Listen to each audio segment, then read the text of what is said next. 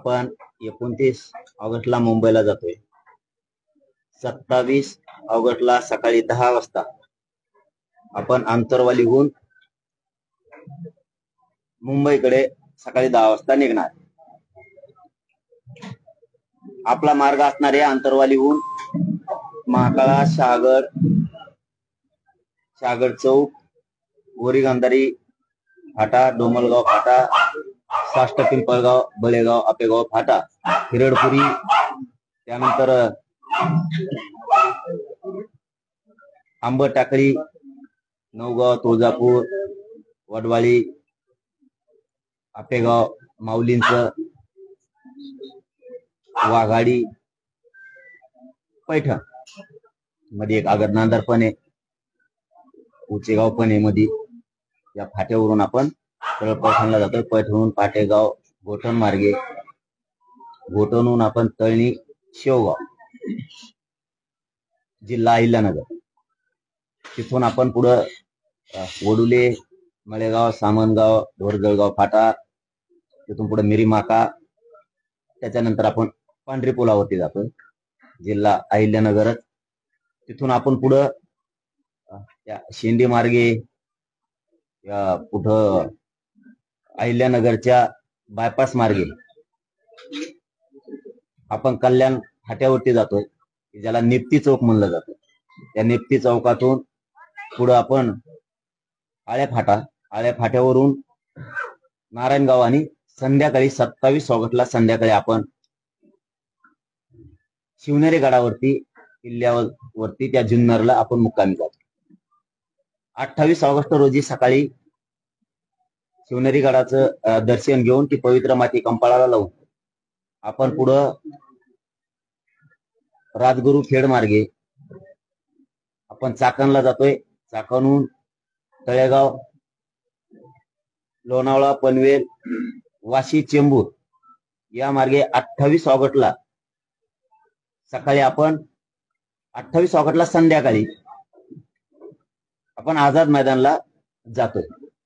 29 ऑगस्टला सकाळी 10 वाजल्यापासून तिथं आमरण उपोषण आपलं आझाद मैदानावरती बेमुदत सुरू होते मराठा समाजाच्या मागण्याच्या बाबत. हा झाला आपला एकूण मार्ग. पहिला जो रूट होता आपला, तर तो माळशेज घाटातून कल्याणला होता. परंतु आपण तिथून जात नाहीयेत, कारण ती घाट इतका अवघड आहे. आपली एक आता शिष्टमंडळ गेलं होतं, त्यांनी तो घाट बघितला. प्रचंड घाट तो अवघड आहे, 10 फुटावरच सुद्धा दिसतो. कुणाला त्रास व्हावा या भूमिकेतून आम्हाला जायचं नाही. हा झाला आपला फायनल मार्ग. आपण माळशेज घाटातून कल्याण मार्गे जात नाही, तर आपण चाकण मार्गे जातोय. सगळ्या बांधवांनी समजून घ्यावं. आणि तसं पाहिलं आणि कुणबी एक आहे. हा अध्यादेश हा जार आम्हाला मंजुरी सहित अंमलबजावणी शत पाहिजे, त्याशिवाय आम्ही मुंबई सोडणार नाहीत, हे सरकारनं लक्षात घेणं गरजेचं. त्यानंतर हैदराबादचं गॅझेटियर हे आम्हाला लागू केलेलं पाहिजे अंमलबजावणीसह. त्याच्यावरती अभ्यास चाललाय, ऐकून घेणार नाहीत. खोटी माहिती आम्ही ऐकून घेणार नाहीत. तुम्ही काही कारण सांगितले तरी आम्ही ते ऐकून घेणार नाही. त्याचं कारण असं आहे की 13 महिन्यापासून गॅझेटियरवरती अभ्यास होतो, तरी तुम्हाला जर अभ्यासच करायचा आहे त्याला आमचा नाईलाज आहे. आम्ही ऐकू शकत नाहीत. त्याचं कारण पण तसंच आहे. जर आमच्या नोंदी सापडल्या तर ते आम्हाला पाहिजे. आणि देवेंद्र फडणवीस साहेबांना विशेष करून सांगतो, कोणी आडवं येणार नाहीये मराठ्यांचे 3ही गॅझेट लागू का केले म्हणून. कारण आम्हाला सातारा संस्थांचं पण गॅझेटियर पाहिजे लागू केलेलं अंमलबजावणी सहित, आणि बॉम्बे गव्हर्नमेंटचं पण पाहिजे. औंध संस्थांकडे तर हजारो वर्षाच्या नोंदी आहेत, त्याच्या सहित ह्या सगळ्यांची अंमलबजावणी आणि लागू केलेलं आम्हाला पाहिजे. त्याशिवाय आम्ही हटणार नाही. त्याचं कारण देवेंद्र फडणवीस साहेबांना सांगतो, विशेष करून कुठलाही ओबीसीचा विरोध करण्याचा संबंध नाही. जर आमच्या सरकारी नोंदी आहेत तर विरोध कोणाचा होऊ शकत नाही, आणि झाला तर तुम्ही त्याचा विचार करू नये. कारण आमचा जर जमिनीचा सातबारा सापडलाय म्हणल्याच्या नंतर जमीन आम्हाला देणं तुमची जबाबदारी आहे. आमचा जर सातबारा नसेल, आमचा जर अधिकार नसेल, किंवा आमच्याकडे काही पुरावाच नसेल, तर तुम्ही आम्हाला देऊ नका. सरकारने आडमुठ्या भूमिकेत चालण्याऐवजी देवेंद्र फडणवीस साहेबांनी विषय मराठ्यांचा आधी समजून घ्यावा. काय तुम्ही नाही म्हणला तर आम्ही देत, ते आम्ही ऐकून घेत नसतो. कारण आम्हाला पक्का माहित झालंय आमची जमीन आहे ती आम्ही मिळवणार आहे, आमचं घर आहे आमच्या नावावर मिळवणार आहे. तुम्ही आम्हाला भाड्याचं घर देऊ नका, आमचं हक्काचं घर आहे ते द्या. भाड्याचं घरावाला आम्हाला कधी उचकून देईल, म्हणजे 10% आरक्षण कधीही जाऊ शकतं. आमचं हक्काचं सोडून तुम्ही ते का देता?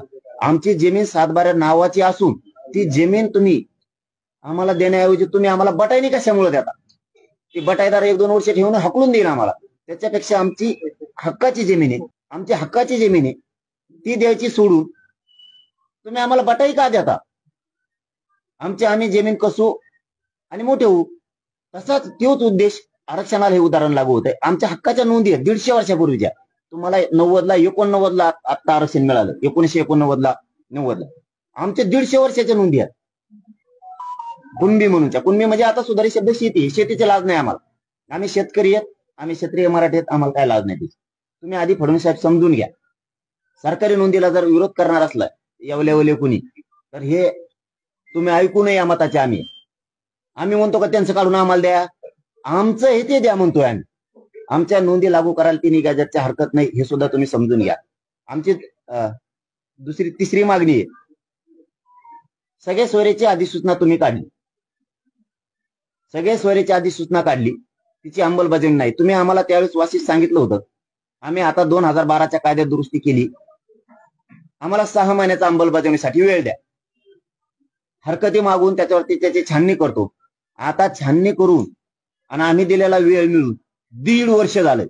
इतका कोणताच समाज थांबू शकत नाही, इतका संयमानं माझ्या समाजाने हे विषय घेतला. कुठलीच जात या देशात जगाच्या पाठीवर अशी जात नाही की ती 1.5 वर्ष असून थांबू शकत. एखाद्या समजा वावर आहे आणि तो लोकांचे रोजन जातोय असून तो 10 वर्ष 20 वर्ष नाही थांबू शकत. तशी आमची परिस्थिती आहे. असून सुद्धा तरी मराठा संयमात होता, आडमुठा नाहीये, म्हणून तुम्हाला 1.5 वर्षाचा वेळ दिला. सगळे सोयरेची अधिसूचनेची व्याख्या सुद्धा आम्ही त्यावेळेस सांगितलेली, आजही तुम्हाला सांगतो. परंपरानुसार पिढ्याना पार लग्नाच्या सोयरीकी जुळत्यात ते सोयरे, तर ते का घ्यायचे याच्या सुद्धा 3-4 पॅरेग्राफ केलेले आहेत त्यांनी. आम्ही त्यांना सांगितलं होतं, आमचे सांगितलेले शब्द घ्या, प्रत्येक वेळेस तुम्ही टाळताय ते शब्द घ्यायला, पुन्हा पुन्हा घोळ होईल. सगळे सोयरे का घ्यायचे? ज्याची कुणबी नोंद सापडली त्याचे सगळे सोयरे घ्यायचे. का? त्याची पोटजात उपजात म्हणून. याच्या अगोदर 180 जातीच्या आसपास होत्या, 10-20 मागं पुढे होतील आकडा. ज्यावेळेस 1967ला ओबीसीला आरक्षण दिलं गेलं, मुद्दाम फडणवीस साहेबांना या विशेष महत्वाच्या प्रेसमधून सांगतोय हा विषय, कारण आता आंदोलन खूप पुढे गेलंय. आता निघण्याच्या तयारीत म्हणून शेवटचं सांगतो. आणखीन तुमच्या हातात 2 दिवस आहेत म्हणून सांगतोय. आणि ही प्रेसच्या माध्यमातून, या पत्रकार बांधवांच्या माध्यमातून तुम्ही ऐकावं. तुम्ही महाराष्ट्र आणि महाराष्ट्रातले मराठी वेठीस धरू नये, कारण तुम्ही सरकार आहे आणि सरकारने राज्य अस्थिर करू नये. ह्यो राज्याच्या प्रमुखाला अधिकार नाहीये राज्य अस्थिर करायचं, खरं असून सुद्धा.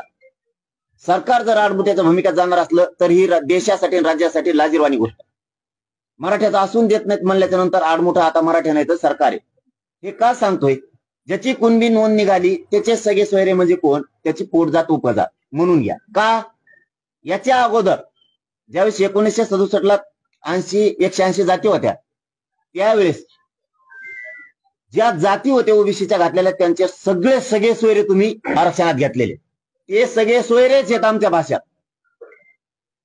त्याला फक्त तुम्ही कायदेशीर नाव चेंज केले. ते पण सांगतो काय चेंज केले तुम्ही त्यांच्या सगळ्या सोयऱ्याला. पहिल्यांदा 180 जाती होत्या, आता 350-400 झाल्या.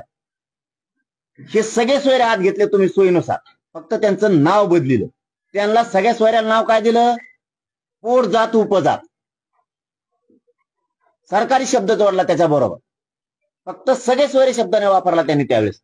पोटजात उपजात म्हणले ज्याचे ओबीसीची जात आरक्षणात घेतली, उदाहरणार्थ माळी समाज, उदाहरणार्थ परत एका जातीवर नाही बोलत, एक घेतली 5-7 जाती आहेत म्हणले घाला सोयरे आपले सगळे त्याच्यात. सोयरे घालता येत नाहीत ना, मग का? पोटजात उपजात म्हणा ना, तत्सम जात म्हणा, टाका घालून, झाल्या 350-400 जाती. तसं ज्याची कुणबी नोंद सापडली, मराठीचे पोटजात कुणबी होत नाही का फडणवीस साहेब?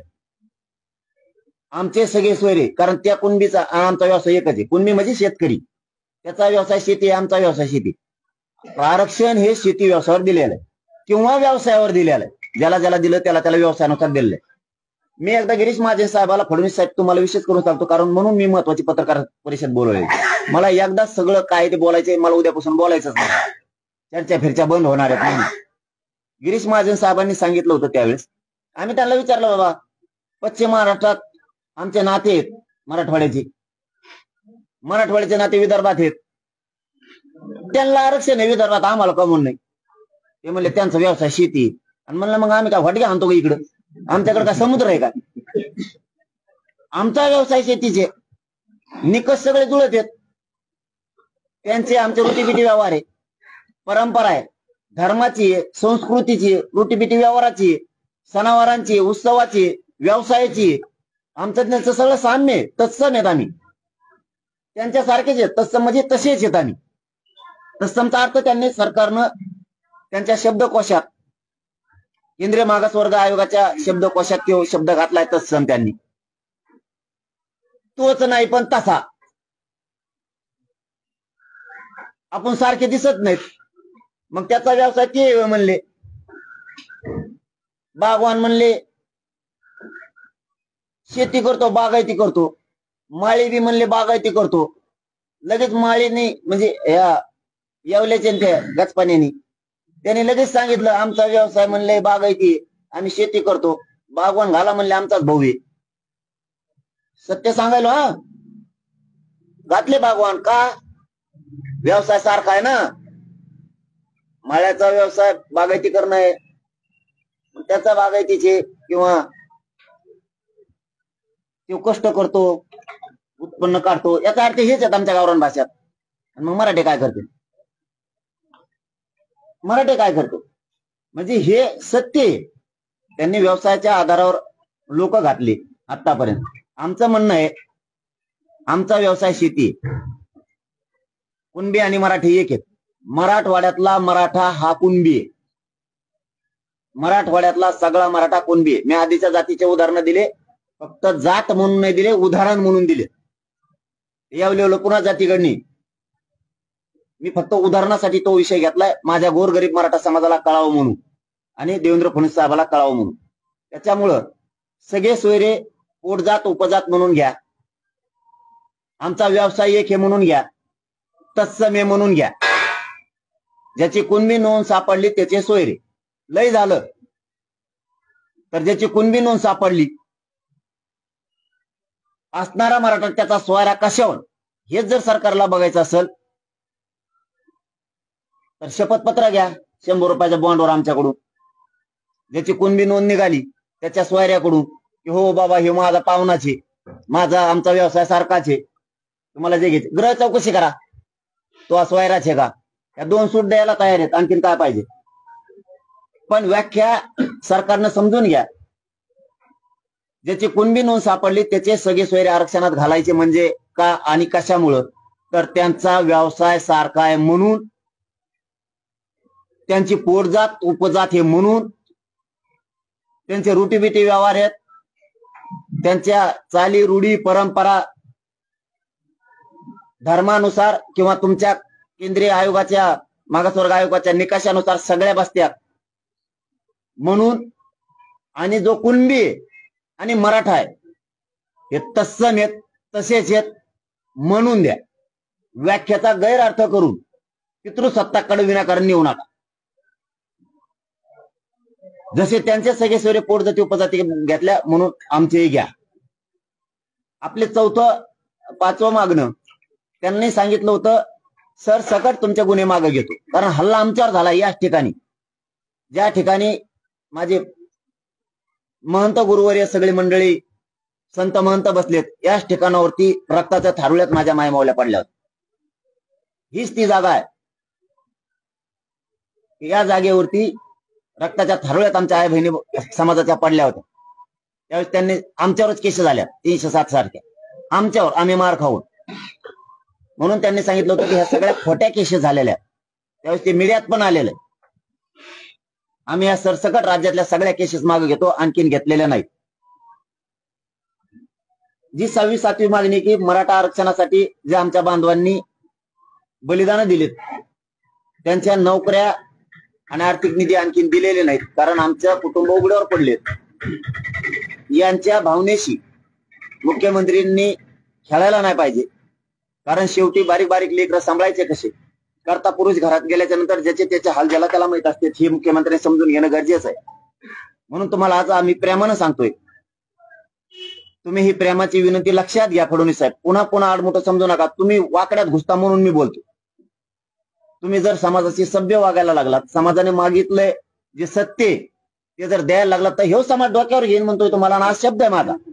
महंतांच्या समक्ष आज इथं शेकडो महंत बसलेत की यांच्याच हातावरती, यांच्याच ज्ञानावरती, यांच्याच संस्कारावरती आमचं राज्य चालतं. हाच तो वारकरी संप्रदाय. यांच्या समक्ष शब्द देतो. आमचं कायद्यात बसणार, संविधानात बसणार तुम्ही आरक्षण द्या, आड्यात घुसू नका. असून का देत नाहीत, तर याच्यात नाराजी तुमच्याविषयी मुद्दाम जास्त पसरायला लागली. कारण तुम्ही असून देत नाहीत याचा अर्थ मराठे आडमुठे नाहीत, तर देवेंद्र फडणवीस साहेब मुद्दाम आडमुठे भूमिका घ्यायला लागलेत. त्याचं कारण जोडून सांगतो.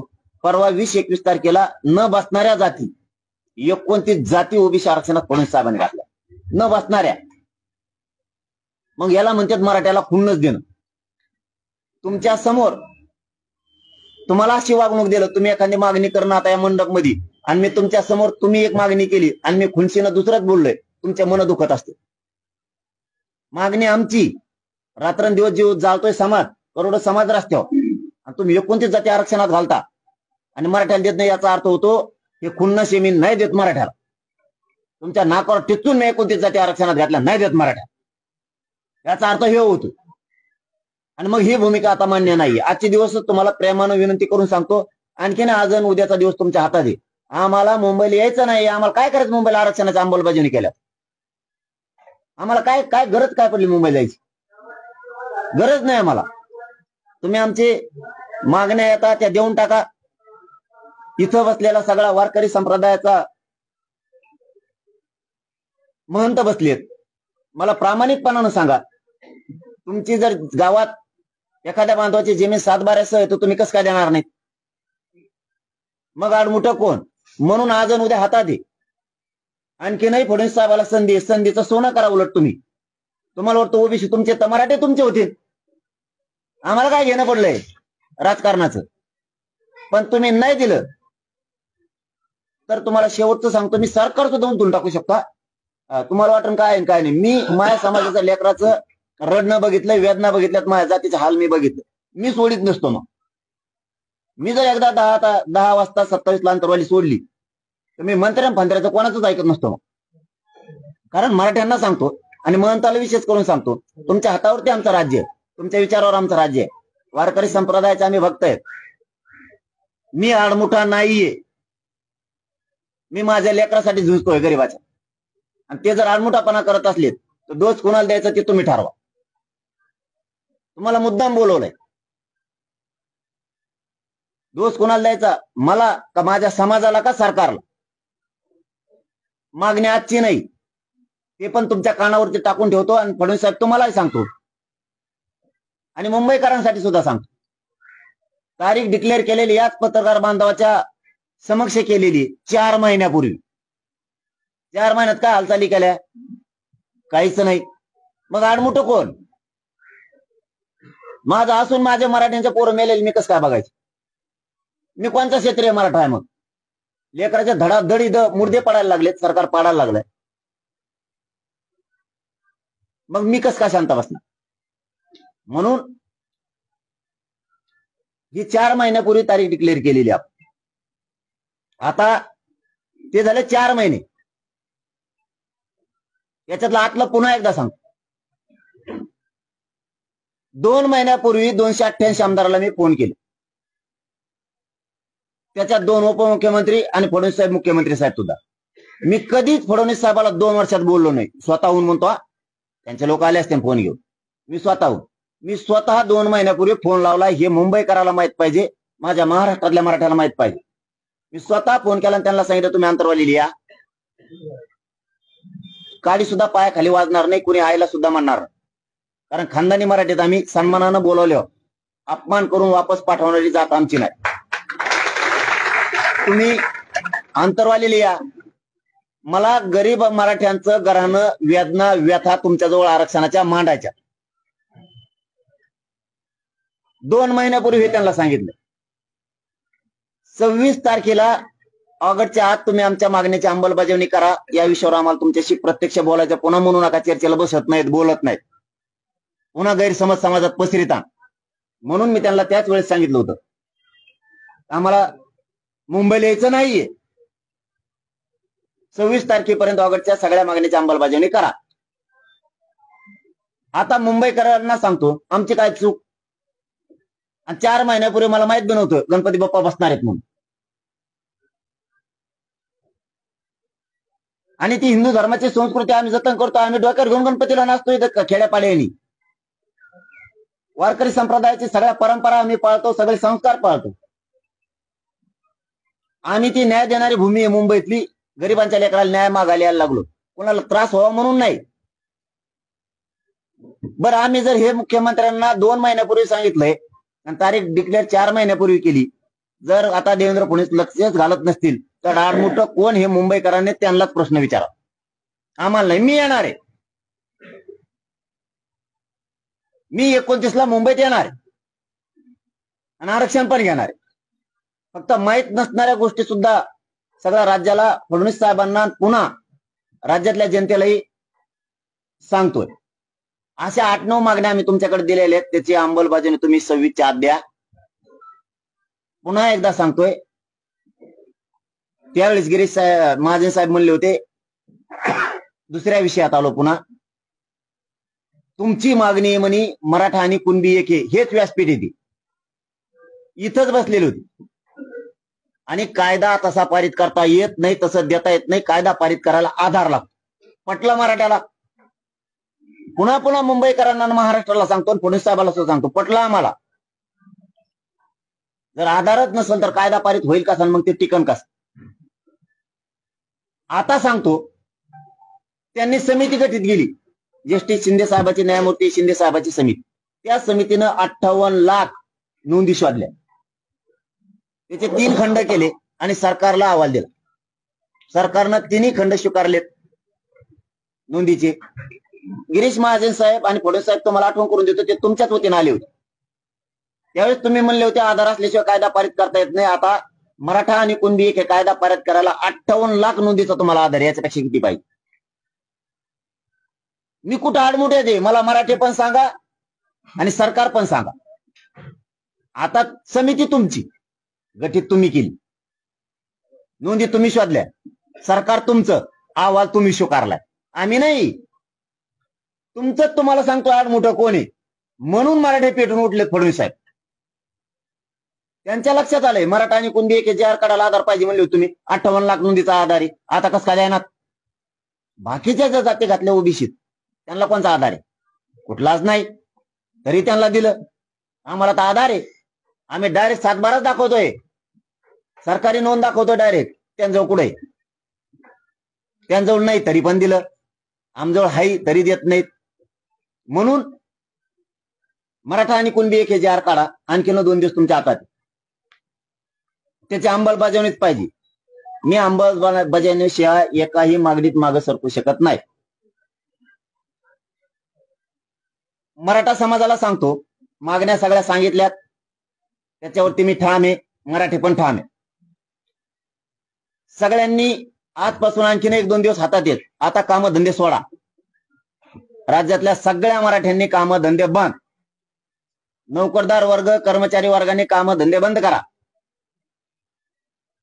व्यावसायिक असतील, उद्योगपती असतील, कोण कोण असतील, जरा व्यवसाय स्टॉप ठेवा. आता किराणा दुकान, टपऱ्या काय असतील तुमचे, हॉटेल सगळं बंद ठेवा सध्या. आता मुंबईकडे जायची तयारी करा सगळेजण. असा उठाव पुन्हा होणार नाही. असा एकजुटीचा, एकतेचा इतका प्रचंड मोठा जगाच्या पाठीवर असा सोहळा पुन्हा होणे नाही. म्हणून या लढाईच्या सोहळ्यात, या विजयाच्या सोहळ्यात प्रत्यक्ष घराघरातल्या प्रत्येक मराठ्यांनी सहभागी व्हा. वारकरी संप्रदाय सगळा असून सगळ्या महंत मंडळीचं आम्ही वेळोवेळी कौतुक करतो. की त्यांनी खूप कीर्तनाच्या माध्यमातून हा मुद्दा लावून धरला होता. जसं मीडियाने लावून धरला तसाच महंत मंडळीने लावून धरला होता. एक गोष्ट माहिती आहे आम्हाला, तुम्हाला वाटलं असताना आम्ही विसरलो, तुम्हाला लय त्रास झाला. काय काही नाही, कमेंट फमेंट नाहीच का, मी मोकळा नाही झालो. आणखी तुम्हाला जिथं जिथं भोगावं लागलं तिथं तिथं सगळं तुम्हाला ती जबाबदारी आमची नीट उभा काढायची. कारण काय, लेकराच्या तोंडाला घास आला होता, मग एका शब्दासाठी दुसरीकडे आंदोलन जाऊ नये म्हणून आम्ही बोलत नव्हतो. तुम्हाला त्रास झाला आम्हाला माहिती आहे, आम्ही पण होऊन दिला हे आम्हाला माहिती. कारण तिकडे जर होतं तर आंदोलनाला दिशा वेगळी लागली असती आणि मूळ जे घ्यायचं होतं ते राहिलं असतं, म्हणून बोलू शकलो नाही. आता मोकळे होतो लवकरच. आणि तुम्हाला झालेल्या त्रासाची जबाबदारी भक्त म्हणून आमची, त्याचे टेन्शन घेऊ नका. ते कोण कोण होते, काय होतं ते सगळं सगळ्याला माहिती, तुम्हाला शोधायची गरज सुद्धा नाही. तरी पण सगळ्यांना, सगळ्या क्षेत्रातल्या, मग तो नोकरीच्या क्षेत्रातला असन, शेतकरीचा असन, व्यावसायिक असन, तो ट्रकवर असन, कुठं एसटीवर कंडक्टर ड्रायव्हर असन, महाराज मंडळी असन, सगळ्यांनी, वारकरी संप्रदाय असन, टाळकरी, गायक, वादक, सगळे एवढ्या वेळेस तुटून पडा. सगळे मुंबईकडे निघा. कोणी शेताचे कारण सांगू नका, कोणी ड्युटीत सांगू नका, कोणी मास्तरांनी सांगू नका, डॉक्टर वकिलांनी सांगू नका. सगळ्यांनी तयारीनं मुंबईला चालायचं. विशेष करून आजपासून महाराष्ट्रातल्या सगळ्या मराठ्यांना सांगतो, जिथं जिथं पाण्याचे टँकर असतील ते मुंबईला सोबत घ्या. आपल्या पोरांना पाणी प्यायला लागणार. जे जे डॉक्टर बांधव ही प्रेस ऐकते त्यांनाही माझी विनंती, सगळ्यांनी अँब्युलन्स आणि गोळ्या औषधाचा साठा सोबत घ्या. 1000पेक्षा जास्त अँब्युलन्स पाहिजेत, 5000पेक्षा जास्त पाण्याचे टँकर पाहिजे. मी सांगितलंय 5000 टँकर घ्यायचे. आणि तिथं एक नसलं तुम्ही म्हणता 5000 टँकर म्हणला, निधी एक बी नाही. माझ्याजवळ काय कंपनी आहे का? हे सगळ्या जिल्ह्यातल्या आपल्या बांधवांनाही घडून आणावं लागणार आहे. सगळ्या डॉक्टरांना ते करावं लागणार आहे. मी याच्या बरोबर आणखीन 4 आव्हानं केलेले. मास्तर असेल, डॉक्टर असन, वकील असन आणि श्रीमंत राजकारणी मराठी असतील, यांनी स्वतःच्या गाड्या बाहेर काढा म्हणून सांगितलेलं आहे. यांनी स्वतःच्या गाड्या बाहेर काढा. तुम्ही ड्युटीला राहायचं तर आपण आपल्या बाहेर काढा. आम्ही सांगितलंय फक्त आता 3 दिवस साथ द्या तुम्ही आम्हाला. 27, 28, 29ला 10 वाजता सकाळी आम्ही ग्राउंडवर बसलो होता, तुम्ही वापस या म्हणून. तुम्ही थांबू नका. मराठा समाजाला खरं बोललं पाहिजे. खोटं बोलून मुंबईत आम्हाला न्यायचं नाही कोणाला. सगळ्यांनी मुंबईकडे चालायचंय. आपण आपले वाहन घेऊ. आम्हाला तिथं बसल्यावर आशीर्वाद द्या तुम्ही वापस. ही सगळ्या महाराष्ट्रातल्या मराठ्यांना विनंती करून सांग, आपण सगळ्या ताकदीनं याच्यात उतरल्याशिवाय पर्याय. फक्त एक वाक्य सांगतो, मला आंदोलन शांततेत पाहिजे. कुणी जाळपोळ दगडफेक करायची नाही. नसता त्याने आमच्या सोबत यायचं नाही. याला जोडून दुसरा डाव होऊ शकतो. सरकार आपल्यात एखादी टोळी घालू शकते. ते माझ्या नावाच्या घोषणा देईल, मराठा आरक्षणाचे देईल. आपल्याला असं वाटून मला लय कट्टर दिसतोय, आपला कपडे फाडायला बसलाय तो त्याचे स्वतःचे, ते गोंधून आणायला बसलाय. मग फोटो त्याच्या अंगावर, टी शर्ट घालीन, फोटो जे आपल्याला वाटत नाही आपलं कट्टर दिसतंय. आणि नंतर बनवून देवेंद्र फडणवीस ऐकत नाही, सरकार ऐकत नाही, घाला गोटे. सरकारने पाठवलेली टोळी असू शकते, लक्षात ठेवा. तिचा नंबर लागला ते म्हणला आमच्या 10 पेठेत दलिंद्रीच फिटली. हे भानावर या फक्त. त्याच्यामुळे विचार करू नका. चिखलचे खुर्चीत नाही मिळाली, मला फोनच नाही केला, माझ्याकडे बघितलंच नाही, मला जय शिवराज म्हणले नाही, मला हातवर करायला पाहिजे होता राव, हात सुद्धा वर नाही केला. मग खवटे मोडे हातवर करू कवर हातवर करतो. कशावर बी रुसू नका. रुसायचे दिवस नाहीत आता. समाजावर गुलाल फेकून समाज उंचीवर न्यायचे दिवस आहेत. मानपानाचे नाहीत आता. चिखल मिळाला चिखलात बस, रेंद्यात बस, पावसात बस, मुसळधार पावसात बस. मी मुसळधार पावसात बसणार आहे. तुमच्या लेकरा बाळासाठी झटतोय. तुम्ही कसलीच आशा करू नका. प्रत्येकानं स्वयंसेवक बना आणि सगळ्यांची सेवा करा. कुणी जेवायला देईल नाही देईल मला नाही वाटत समाज मुंबईतला कमी पडन म्हणून. तिथले दलित, मुस्लिम, तिथला मराठी, तिथले माथाडे कामगार, तिथले डबेवाले, तिथले कोळी, आदिवासी, तिथले जैन, मारवाडी सगळे तुटून पडले. तिथले परप्रांतीय येऊ द्या म्हणतात.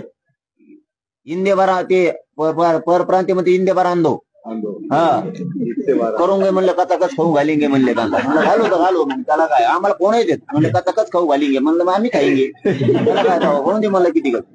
सगळा समाज जुटून एका बाजूला आला.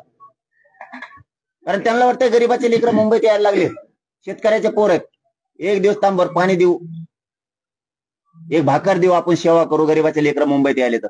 आणि आम्ही त्यांचे पाहुणे आहेत ना, पाहुण्याची सेवा मुंबईकर अपमानाने नाही करणार, वटभर देईल, पण तरी आपण तयारीने चला. पावसाचे दिवस आहेत, नाही ते बाहेर आले, काही काही पावसाचं भेव वाटतं, आपल्या पावसाचं कपडे काढित, त्यामुळे आपल्या तयारीने चला. चूल पेटली की सुरू, लय झालं तर आपण आपल्या ज्या गाड्या येतात, ट्रक आहेत, टेम्पो येतं, पिकअप येतं, जर रावठ्या नाही मिळाल्या किंवा आपल्याला काही तिथं पावसात झोडपतर म्हणून आपण आपल्या गाड्यातच झोपायची व्यवस्था करा. आंदोलन गाडी पशी सुरू, मराठा समाजाने समजून घ्या. ग्राउंडवरच असं काही नाही, जिथं गाडी आहे तिथं झोपायचं आणि तिथंच उतरून खाली बस जायचं, झालं आंदोलन सुरू. पाऊस आला की लगेच गाडी, पाऊस गेला की उतरलाच खाली. आपण आपल्या तयारीनं सगळेजण चला. आपण तिथं महाराज मंडळीचे कीर्तन ठेवले, कारण माझी 22 वर्षापासूनची पद्धत आज नवीन नाही.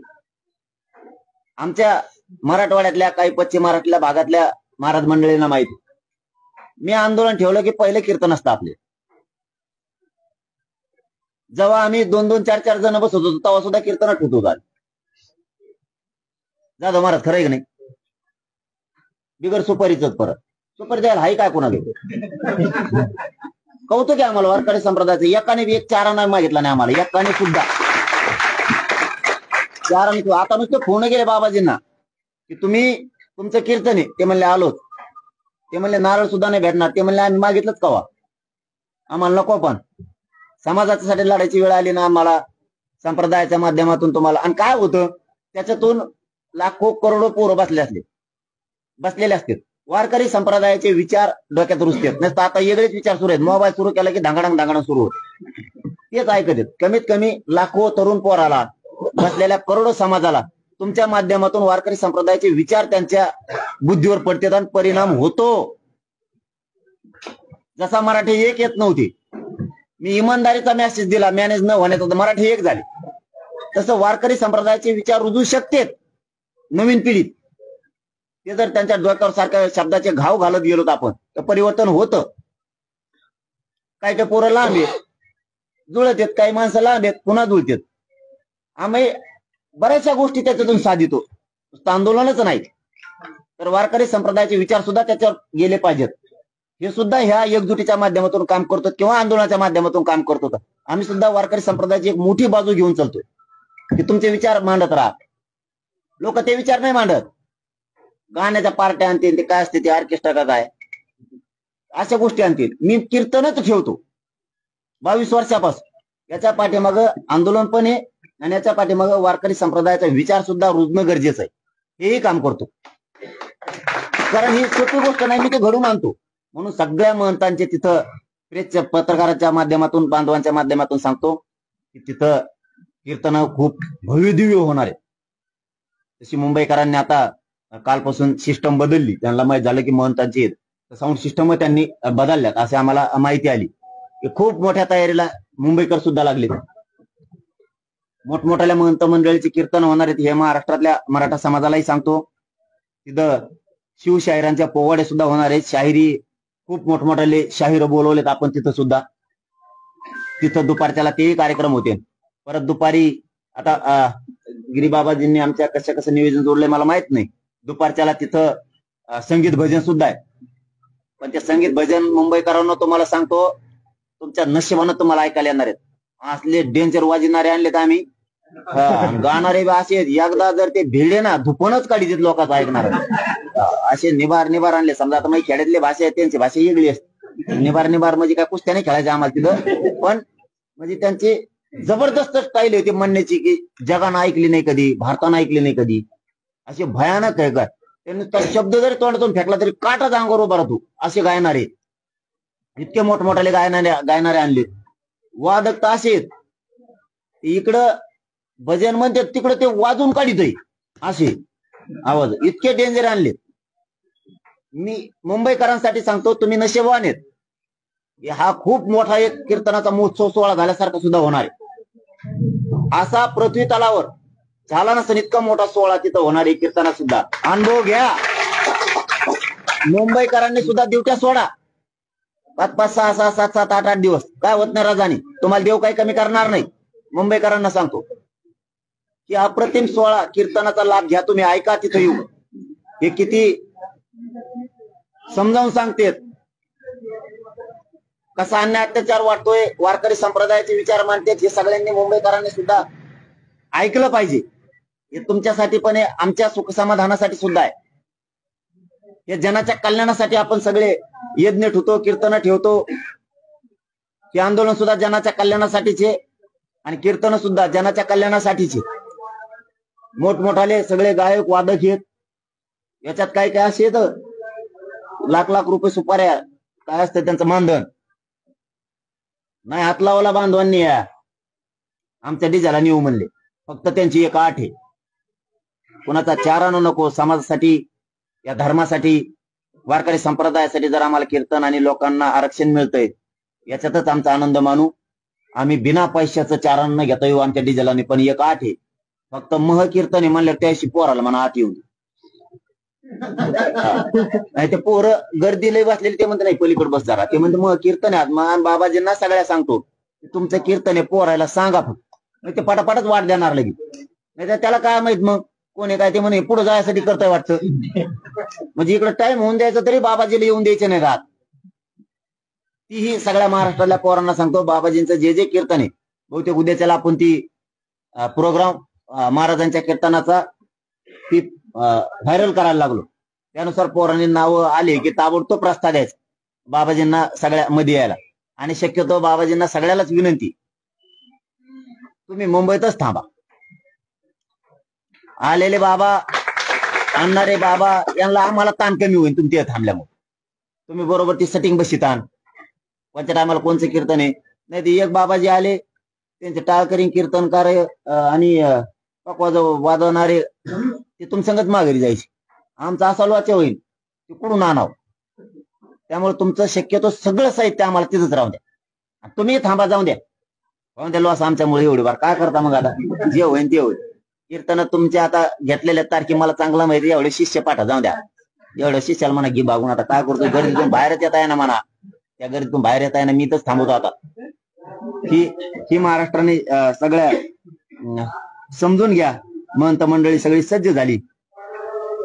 राजकीय मराठ्यांना विनंती माझी सगळ्या आमदार, खासदार, मंत्री, जिल्हा परिषद सदस्य, उपसभापती, सभापती, महापौर, नगराध्यक्ष, सरपंच, ग्रामपंचायतचे सगळे सदस्य, भावी सदस्य, भावी आमदार, सगळे जिल्हा प्रमुख, सगळे जिल्हा अध्यक्ष, नगराध्यक्ष, तालुका प्रमुख, ज्या ज्या पदावरती राजकीय पक्षाचा मराठा बसलाय, आमदार, खासदार, मंत्री, माजी आमदार, सगळ्यांना विनंती समाजाचं रक्षण करा. एवढं समाजावर बिकट वेळ येऊ देऊ नका. समाज जर संपला तर तुम्ही संपणार आहे कधीच विसरू नका. राजकीय मराठ्यांना याच्याच बरोबर माझा दुसरा बी एक विनंतीपूर्वक सल्ला आहे. तुमच्या लेकरा बाळाच्या शापशिव्या खाऊ नका.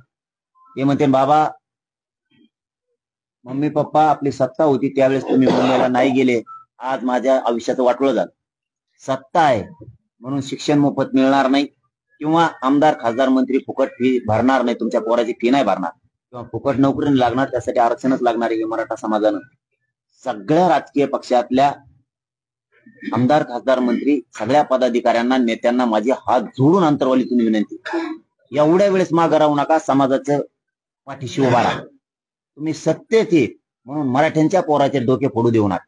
आणि जर डोके फोडले कुणी काठी बी डोचिली ना मराठ्याच्या पोराला मुंबईत काठी, तर राजकीय सगळ्या मराठ्यांनी एका बाजून महाराष्ट्रातला पांदन रस्ता सुद्धा सुरू नाही राहायला पाहिजे. नुसतं काठी जरी डोचिली तर इतक्या ताकदीनं मराठ्याच्या पाठीशी उभा राहा. ही आमचे तुम्हाला आग्रहाचं निमंत्रण पण आहे, हात जोडून विनंती पण आहे. समाजाचे रक्षण करायची वेळ आली, ह्या वेळेस रक्षणासाठी रस्त्यावर या. नसता समाज तुम्हाला कधीच माफ करणार नाही. ज्यावेळेस आमच्यावर संकट होतं त्यावेळेस तुम्ही सरकारच्या बाजूने होतात. म्हणजे ते मोगलाच्या फौजी असल्यासारखं होईल. इकडं धर्माची लढाई सुरू झाली आणि काही जण मोगलाच्या फौजीतच उड्या आणत होते आणि तिकडं जेवत होते आणि आपले माणसं मरताना डोळ्यानं बघत होते. तो कोण होता? मुघलाचा. तो उभा राहून लढत होता. त्याच्या आजूबाजूला घोड्यावर बसलेला आपलाच काही फितूर गद्दार हिंदूच त्या बाजूने माहिती पुरवत होता, धर्म मिटाव म्हणून, जात मिटाव म्हणून. ह्या भूमिकेत राजकीय मराठ्यांनी राहू नये ही आमची तुम्हाला हात जोडून विनंती. आता समाजाचं रक्त सांगताना समाज संघर्ष करीत होता, समाज लेकरं मोठे व्हावं म्हणून लढत होता. त्या टायमाला तुम्ही आमच्या सोबत नव्हतात की मराठ्यांना कधीच वाटू देऊ नका. प्रत्येक मराठ्यांना वाटलं पाहिजे. प्रत्येक राजकारणी मराठा मी माझ्या डोळ्यानं बघितला. बघा राजकीय मराठ्यांना ऐका, मुंबईतला गरीब मराठ्याचं पोरग म्हणलं पाहिजे की मी माझ्या डोळ्यानं बघितलं वा सगळ्या पक्षाचे मराठी मुंबईला होते. इतका गर्व आणि अभिमान तुमचा आम्हाला वाटला पाहिजे. एवढं काम तुम्ही करावं एवढी या निमित्तानं मी तुम्हाला विनंती करतोय. एक घर एक गाडी घ्यायची, मोटरसायकल असन, फोर व्हीलर असन, काय असन, एक घर एक गाडी 27 ऑगस्टला निघलीच पाहिजे. इतक्या तयारीने लागत. एक घर एक गाडी ज्यांनी घेतली, मग आता ती मोठी असन मोटरसायकल असन, त्याने फक्त वाटर लावायला मुंबईला यायचं.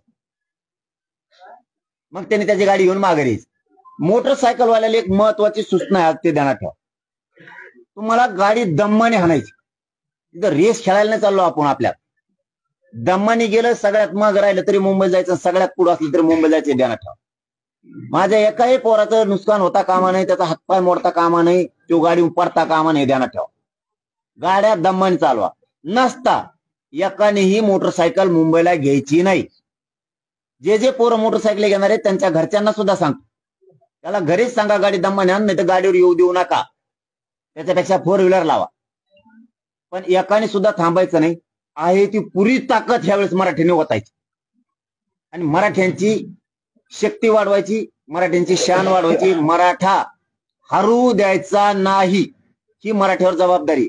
सगळ्या मराठ्यांनी मुंबईकडं सगळ्यांनी निघायचं. आपल्याला शांततेचं आंदोलन करायचंय हे सांगितलंय. मुंबईच्या मराठ्यांबद्दलही सगळ्यांना सांगून झालंय.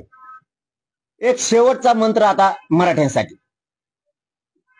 अस्सल जातवान मराठ्यांनी, खानदानी मराठ्यांनी घरी नाही बस. लेकरा बाळाच्या कल्याणासाठी मी जगतोय, जीव जाळतोय, रक्त जाळतोय. उपाशी तपाशी राहून समाजाचे लेकरं मोठं करायसाठी झुंज लावली. तुम्ही घरात झोपून तुमच्याच लेकरा बाळाचे शाप शिवाय अंगावर घेऊ नका. एखाद्या नेत्याला भिवून घरी झोपताल, आमदाराला भिवून घरी झोपताल, सत्ताधाऱ्याला भिवून घरी झोपताल, किंवा आमचं सरकार आहे म्हणून जाणार नाही, किंवा एखाद्याने दम दिला असेल तू जाऊ नको, मला नाव सांगा, नसता त्याच्या वाचून तुमचं काही गुतलं नाही. काय करीन करून करून आमदार खासदार तो मंत्री, तुमचं एखादं काम गुततोय ते करणार नाही. नाही केलं जातीच्या लेकराचं तुमच्या पोराचं आयुष्याचं कल्याण होईल. त्याचं काय? चंद्रसूर्य आहे तोपर्यंत आरक्षण आहे तुमच्या लेकरात. त्याचं काय? आपलं कामच काय गुततं त्याच्यापेशी? एखादा बार दवाखाना नाही तर पोलीस स्टेशनला भांडणं झाले बांधायचे, तर त्याच्यापेक्षा भांडणच करू नको. बांधायचे काय गुतलं? त्याचा पाय पाडायची काय गरज आहे? कोणी का 10 रुपयात हेल्मेट घेऊन देतं का आपल्या संसारात चालवायला? म्हणून त्याच्या वाचून काय गुतलंय? आणि त्याचं ऐकून तुम्ही तुमच्या पोराचं पुरीचं वाटलं करणार का आता घरात झोपून? त्याच्यामुळे एकाही मराठ्यांनी घरी थांबू नका. आणि अस्सल जातवान मराठी घरी थांबतच नाहीत. मी सांगतो, मला 96 आवलं घरी झोपतच नाही. आणि जो झोपण ना, जो तरी घरी झोपण, मग शंकाच आहे भाऊ. तरी घरी झोपवतो म्हणल्यावर मग शंकाच. जो घरी झोपलाय ना, तिसरा मुद्दा सांगतो त्याच्यातलाच, जो घरी झोपण ना तो जीवाला खाणार आहे. तो जीवाला इतकं खाणार, त्याला अपमान वाटणार आहे. मायाला सगळे मराठी मुंबईला लढायला गेले, मी घरी झोपलो, ते मनालाच खाणार आहे. कारण ते गल्लीत एकटं झिंडणार आहे, माणसं दिसणार नाहीत. आणि ते म्हणत सगळे गेले, मी इथं काय करू? त्याचीच त्याला लाज वाटणार आहे. ते मागून निघणारच. आणि जर नाहीच निघालं, जर महाराष्ट्रातल्या 3-4 करोड मायमावल्यांना सांगतो, सगळ्यात पैंना पण सांगतो, जर ती घरात झोपला, त्याला सांगा सगळं महाराष्ट्राला लढायला गेलाय, तू घरात कोर झोपो, तू होय ना, घराच्या बाहेर जा आणि तिकडे जरा इथं काम करीत नाही, शेतात तिकडं तारफडाना नुसतं खातू कवर आमच्यावर जेवावर बसून. जरा सगळ्या मावल्यांनी ताईंनी त्याला मुंबईला जायचं सांगा.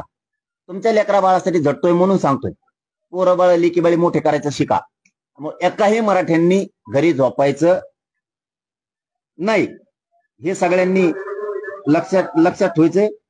तुम्हाला बाकीच्या आता सगळ्या गोष्टी मी सगळ्या सांगितल्यात. आता शेवटी एक सांगतो, फडणवीस साहेब, माझी तुम्हाला हात जोडून विनंती आहे, मी आणि माझा समाज आडमुठा नाहीये.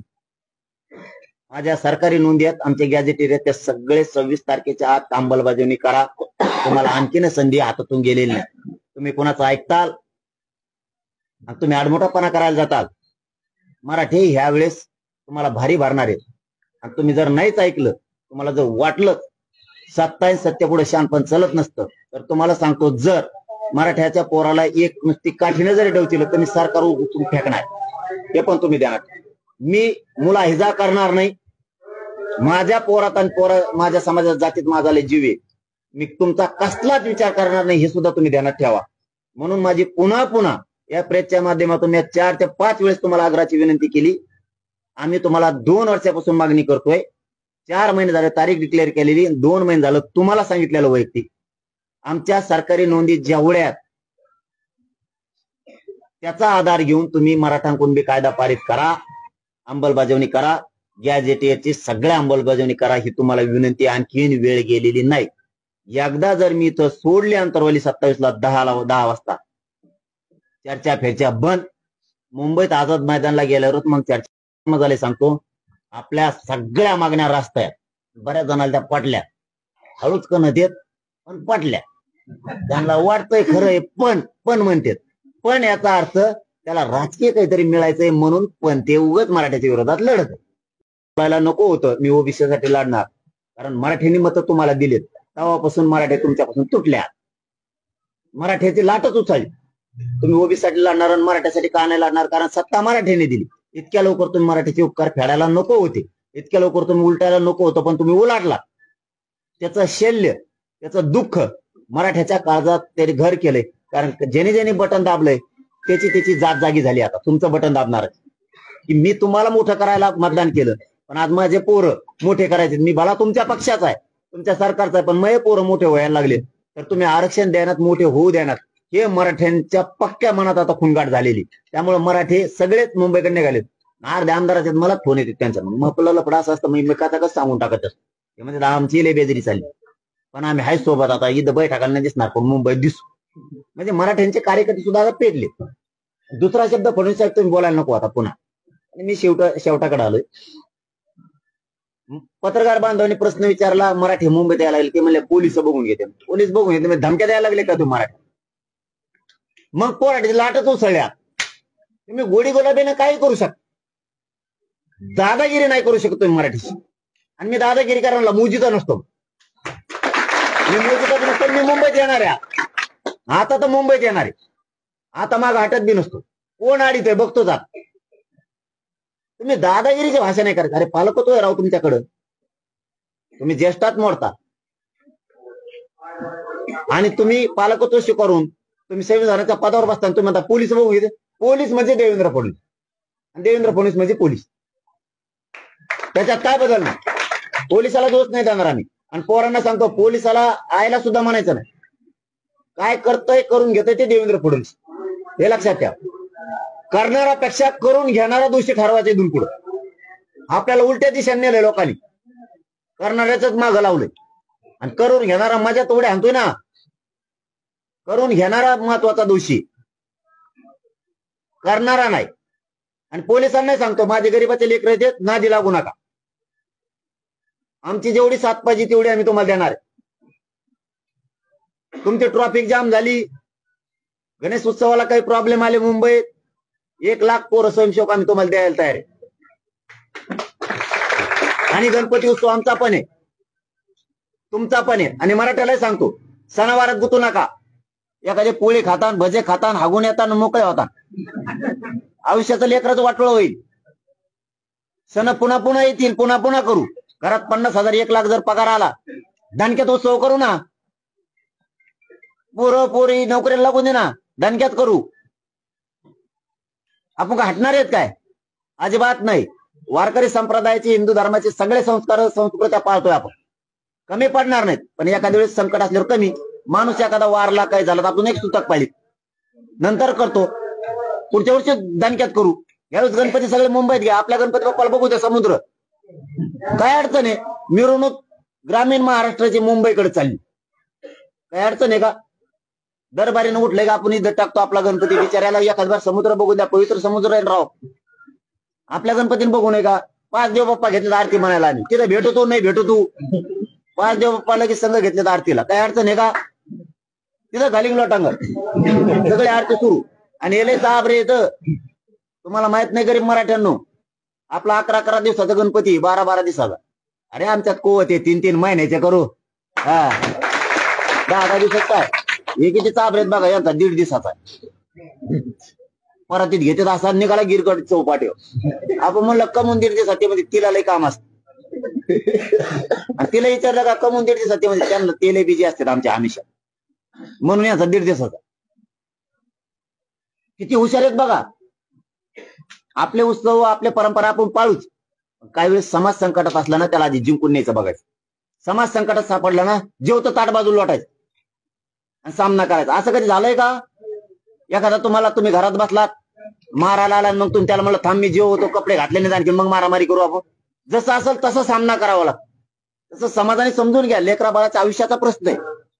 जसं आहे तसं संकटाला आता सामोरं जायचं. सण थोडा कमी, पुढे नंतर पुन्हा करू. आम्ही आमचा गणपती आता तिकडे घेतलाय, तुम्ही घ्या. नसन घ्यायचा तुम्ही माघारी आल्यावर विसर्जन करा. 3 दिवसाचा प्रश्न आहे.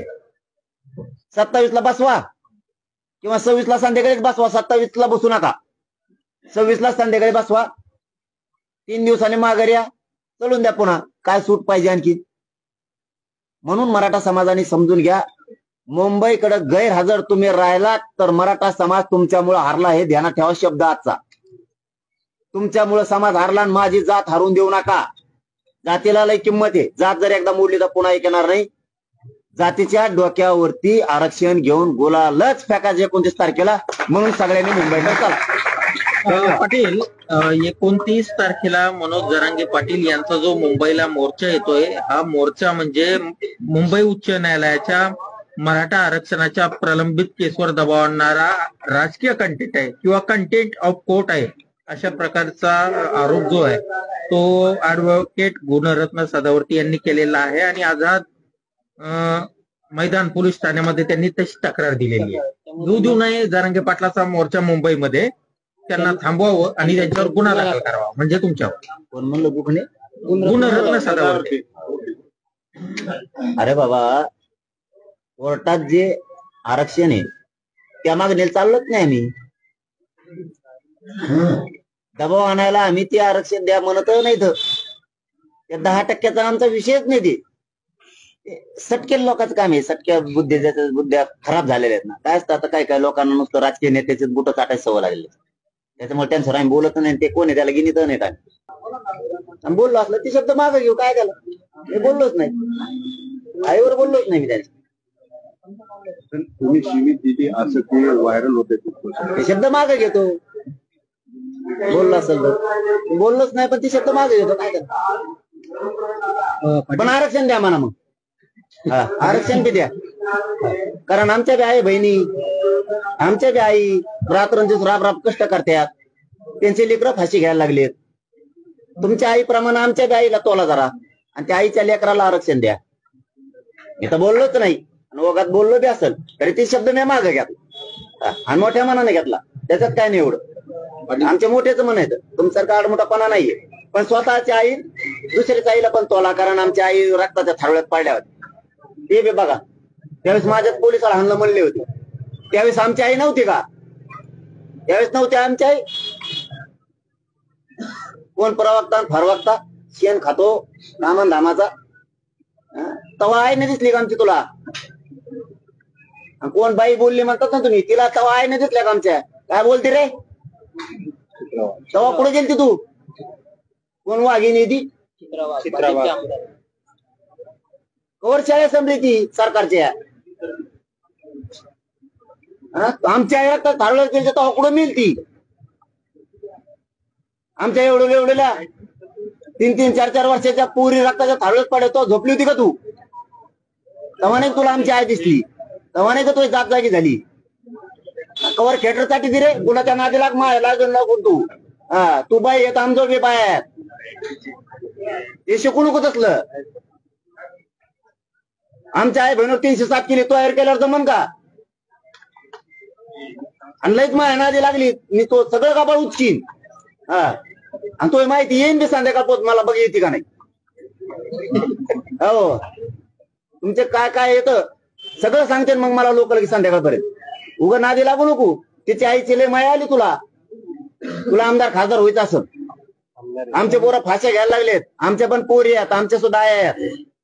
तिच्याकडे विभाग जरा डुकून इश्यू करू नको कशाचा बी. आईला बोललो कशाला बोललो आईला बोलत नाही. तो आई 2 लाखात साडी घालीत असन म्हणून तो आहे. आमच्या आई फाटक्या कापड्यातली पण ती बी आहे आम्हाला प्रिय.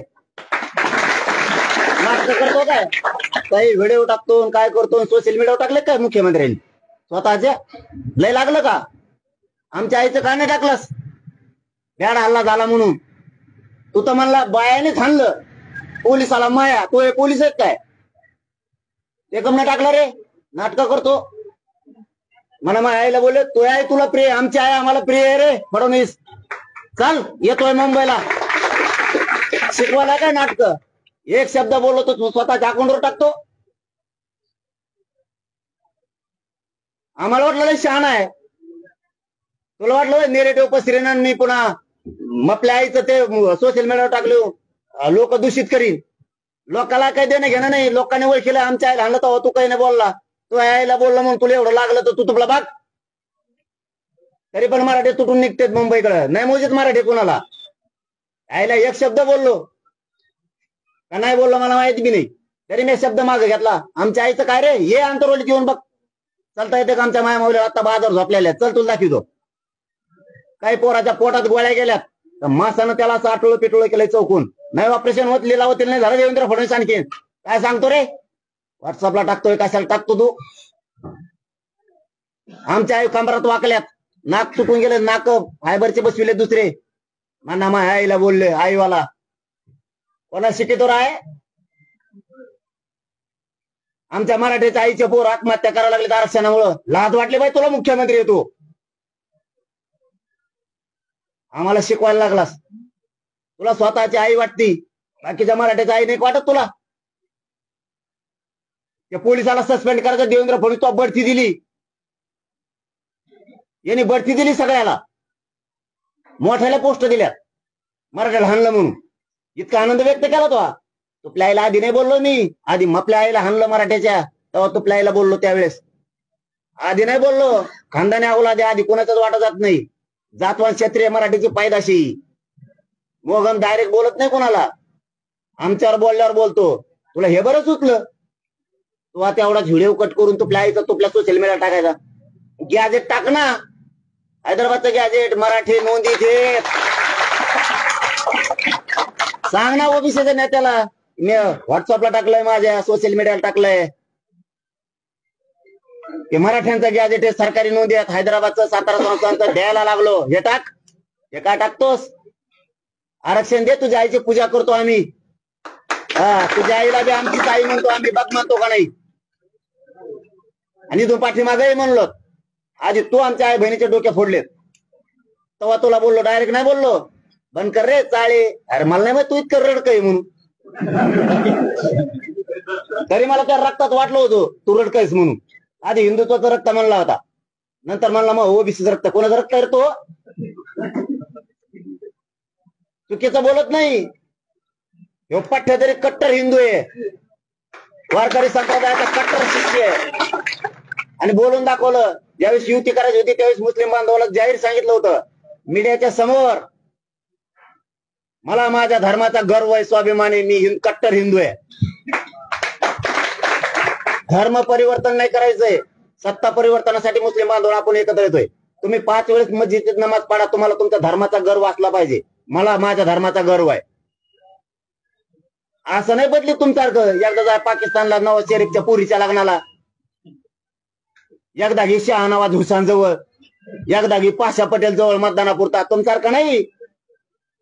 खरं बोलून त्या टायमाला आम्ही उची टोपी घातली की दाखवायची. तुम्ही नाही का घातल्या?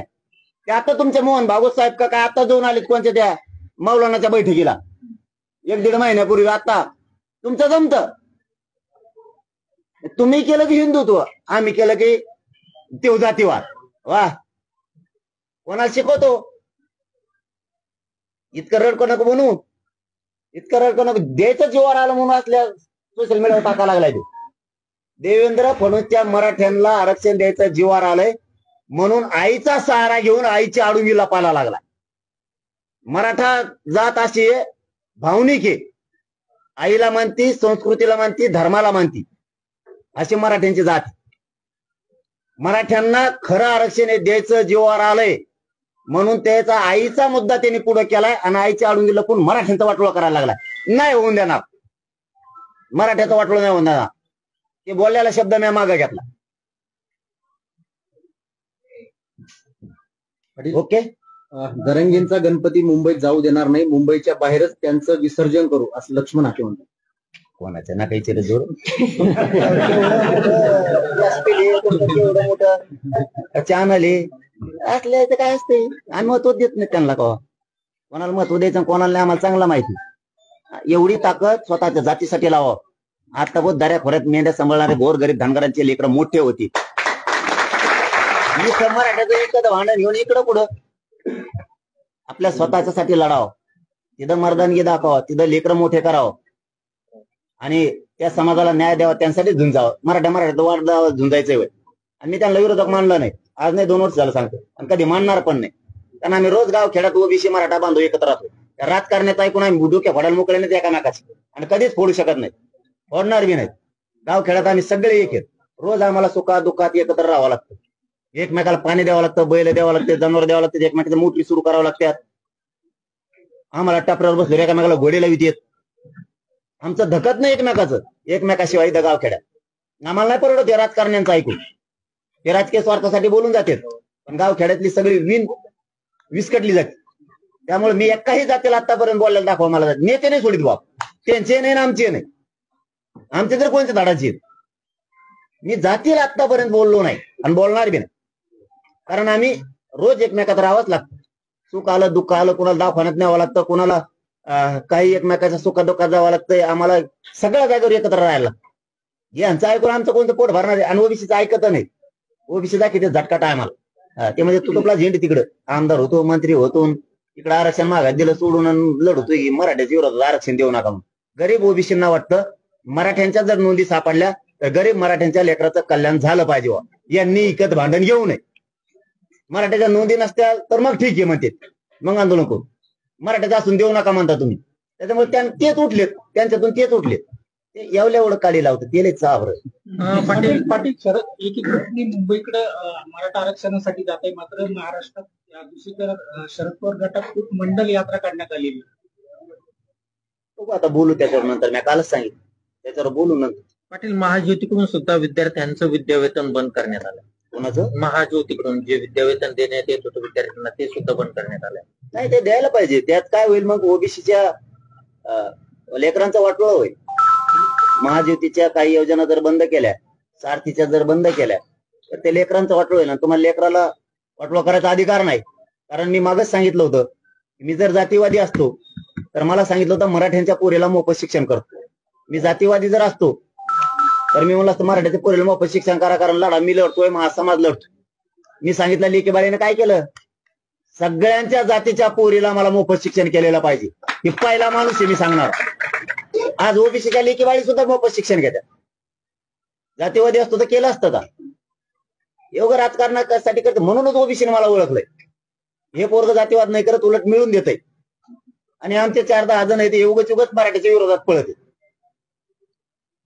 अंतिम काय झालं बरं? आपण 2-3 वेळेस त्याच्यामध्ये चेंज केली आणि आता आपण असं म्हणतो की त्याचं पोट जातीमध्ये रूपांतर नाही. ते तुमचा बघण्याचा चष्मा आहे, बदल नाही केला. आता तुमच्या विचाराला मी काय करू शकत नाही. 3 वेळेस आपण त्यांना व्याख्या दिलेली होती. अंतिम काय झालं सरकारकडून हे तुम्हाला? बदल केलेलाच नाही आहे, तीच व्याख्या दिलेली, फक्त 4-2 शब्द घालत नाहीत ते. त्यामुळे पोट जात उपजातच आहे. पहिल्यापासून तत्सम म्हणूनच शब्द वापरलेला. कुणबीची पोट जात होती, बाकी ज्यांच्या झाल्या आरक्षणात घालताना म्हणून 400-450 जाती झाल्या. त्यामुळे त्याला काही बदल नाही, कुठं काय नाही. फक्त आता हे सरकार मुद्दाम काहीतरी खोड्या काढणार, मुद्दाम काहीतरी मुंबईत नाही येण्यासाठी काहीतरी पिल्लू सोडिणार, समाजात गैरसमज करणार. मराठीचे डोके फ्रेश आहेत, कुणी काही म्हणू मुंबईला जायचं एवढं डोके आहेत त्यांच्या. कुणी सरकार उलट बोलू, देवेंद्र फडणवीस व्हिडिओ टाकू, भावनिक वातावरण करू, ते आता आडून गेला पाहिजे. लक्षात आलं आमच्या, आडून गेला पाहिजे. कोणाच्या आडून पदराच्या आडून नसते तुला पत्र बाबा, मुख्यमंत्री आहे बाबा तू.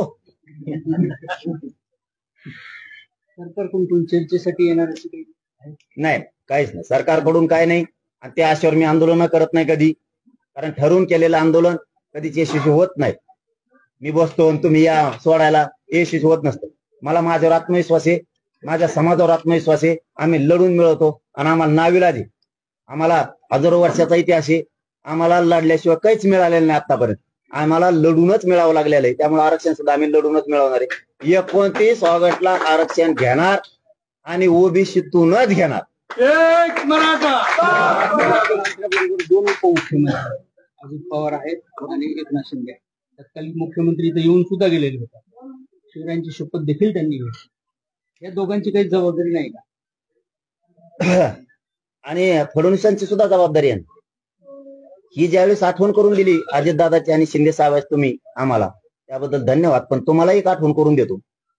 फडणवीस साहेब एका चॅनलच्या व्यासपीठावर म्हणले होते, मी म्हणलो होतो फडणवीस साहेब शिंदे साहेबाला आणि अजितदादाला काम करून देत नाही. तर त्यांनी चॅनलच्या मोठ्या व्यासपीठावर सांगितलं होतं, मी शिंदे साहेबाला अडवा येत नाही.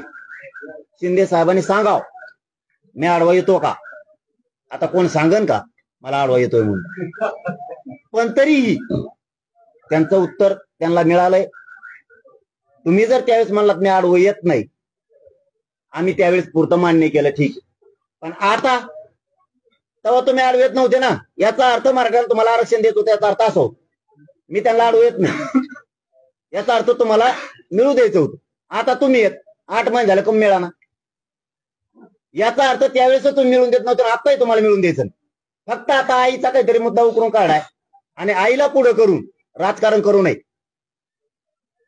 तुच्छ राजकारण आहे ते. आईचा सुद्धा राजकीय स्वार्थासाठी बळी देऊ नये, आईला ढकलू नये फडणवीसांनी पुढं. स्वतः छातीवर घ्यावं सगळं काय असेल मर्दासारखं.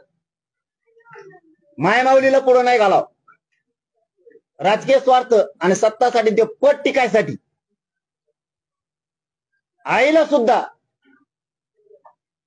याच्या ढकलाव असा पुत्र महाराष्ट्र पुन्हा एकदा बघायला लागला. म्हणजे तत्कालीन मुख्यमंत्र्याला काम करू दिलं नाही आणि हा हे करीत नाही. मागच्यांना करू दिलं नाही, हा पण करत नाही. केलं असतं तर आम्हाला दिसलं असतं. करू देत नाही. 8 महिने झालं ना. याचा अर्थ मागचं कोण सिद्ध झाला. आता शिंदे साहेबाला अजितदादाला काम करून दिलं जात नव्हतं, आता तुम्ही झालात ना, मग करून दाखायचं ना. आम्ही म्हणलो असतो त्या टायमाला, खरंच शिंदे साहेबांनीच केलं नाही, कारण फडणवीसनी केलं ना. आता तुम्ही असून देत नाही, त्याचा अर्थ तुम्हालाच द्यायचं नाहीये. हे सिद्ध झालं. आणि मागही मिळू दिलं नाही, हे पण सिद्ध झालं. आणि आताचा नवीन डाव आलेला तुमचा, याच्यावर नाही सिद्ध झालं. तुम्ही किती रडकी आहेत. मी मुंबईला येणार आहे फडणवीस साहेब, 100% येणार. तुम्ही किती स्टंट करा, तुम्ही किती भावनिक करा, तुम्ही आईला पुढे घाला. तुमच्या आईला सुद्धा आमच्या लेकराची माया येत असते. या पोट्ट्याने देऊन टाकावं. मुख्यमंत्री झाला तर म्हणत असेल ती आई घरात बसल्याला, ह्या पोट्ट्याने देऊन टाकावं.